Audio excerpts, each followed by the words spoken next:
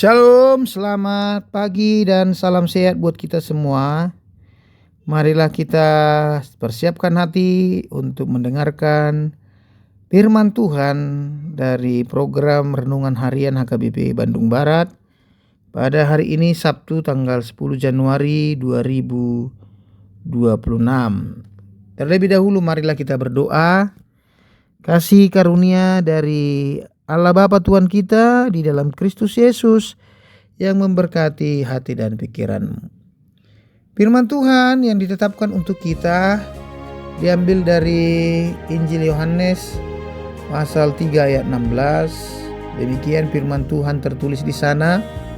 Karena begitu besar kasih Allah akan dunia ini, sehingga Ia telah mengaruniakan anaknya yang tunggal, supaya setiap orang yang percaya kepadanya tidak binasa, melainkan beroleh hidup yang kekal.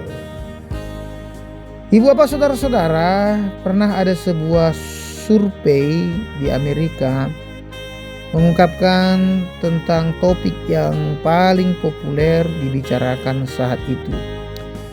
Hal ini dikaitkan dari judul-judul buku yang baru diterbitkan.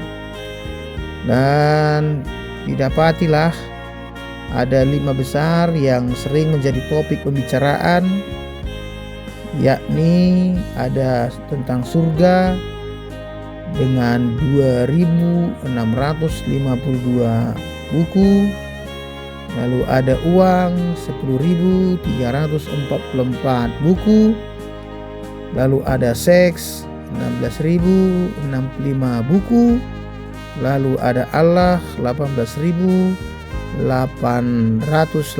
buku, dan ada cinta atau kasih 30.066 buku. Ternyata kasih atau cinta sering ditulis atau dibahas begitu banyak melalui survei itu. Yang pasti topik itu bukan hanya di Amerika, di Indonesia pun kasih atau cinta merupakan topik yang paling banyak dibicarakan. Contohnya hampir semua lagu-lagu, judul film, sinetron, bahkan puisi-puisi selalu bertemakan tentang kasih atau cinta. Hal itu memang ada benarnya, karena kasih atau cinta berkaitan di dalam semua lini kehidupan kita. Bahkan katanya seorang bayi yang baru lahir saja pun bahasa yang pertama dikenalnya bukan bahasa ibunya, bukan pula bahasa internasional atau bahasa negaranya, tetapi bahasa yang pertama dikenal seorang bayi adalah bahasa kasih. Yang menjadi persoalan, apakah kasih atau cinta itu sudah dilaksanakan dengan baik? Apakah kasih atau cinta bisa dilaksanakan kepada semua orang tanpa memilih-milih status, kedudukan, atau hubungan seseorang? Pada satu sisi kita melihat kasih sering menjadi kabur, dan yang paling fatal, walaupun kasih sering menjadi topik pembahasan, namun kasih semakin hari semakin menjadi barang yang langka. Injil Yohanes 3:16 yang berbunyi, karena begitu besar kasih Allah akan dunia ini, sehingga Ia telah mengaruniakan anaknya yang tunggal, supaya setiap orang percaya kepadanya tidaklah binasa, melainkan beroleh hidup yang kekal, merupakan salah satu ayat Alkitab yang paling terkenal. Bahkan setiap Natal, bahkan mungkin juga di ibadah-ibadah yang lain, ayat ini sering dikumandangkan. Bagi umat Kristen, ayat ini menjadi inti Injil, bahkan inti dari iman percaya kita terhadap Allah. Karena Allah itu adalah Allah yang penuh dengan kasih. Allah menyatakan kasih-Nya dengan mengorbankan anaknya yang tunggal demi keselamatan manusia. Kasih bukan hanya sebuah perasaan, tetapi kasih itu adalah tindakan nyata atau perbuatan. Kita dipanggil oleh Tuhan untuk mengasihi. Tuhan mengasihi sesama, bahkan mengasihi musuh, begitu juga mengasihi alam ciptaan. Kasih yang sejati itu tidak menuntut, tidak hanya menginginkan, tetapi kasih itu adalah memberi, atau kasih itu adalah berbuat. Kasih mempunyai dampak yang besar dalam hidup ini. Orang yang hidup di dalam kasih tidak akan pernah mencari kebahagiaannya sendiri.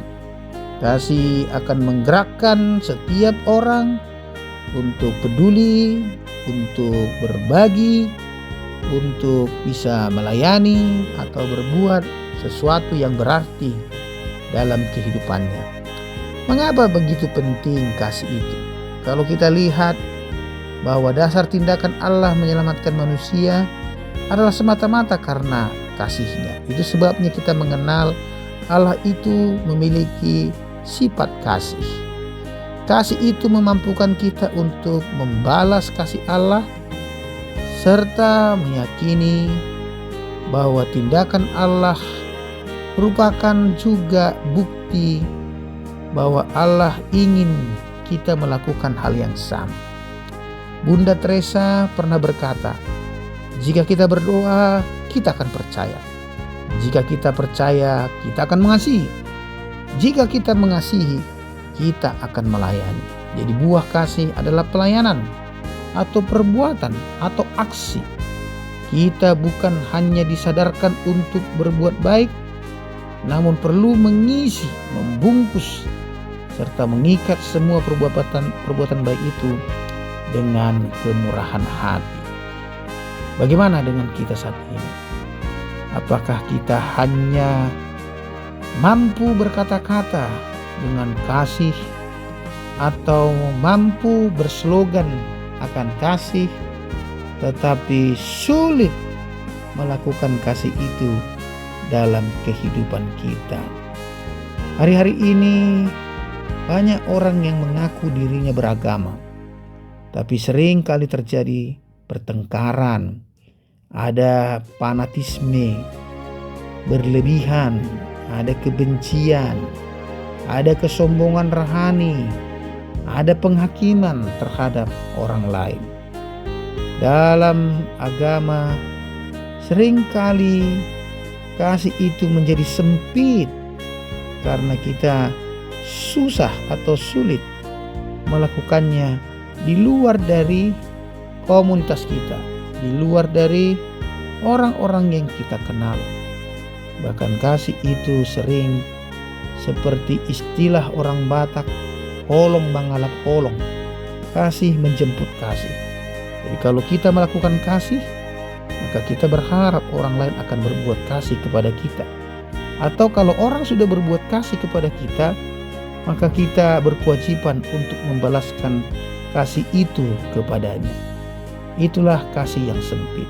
Tuhan ingin kita melakukan kasih karena Allah sudah terlebih dahulu mengasihi kita.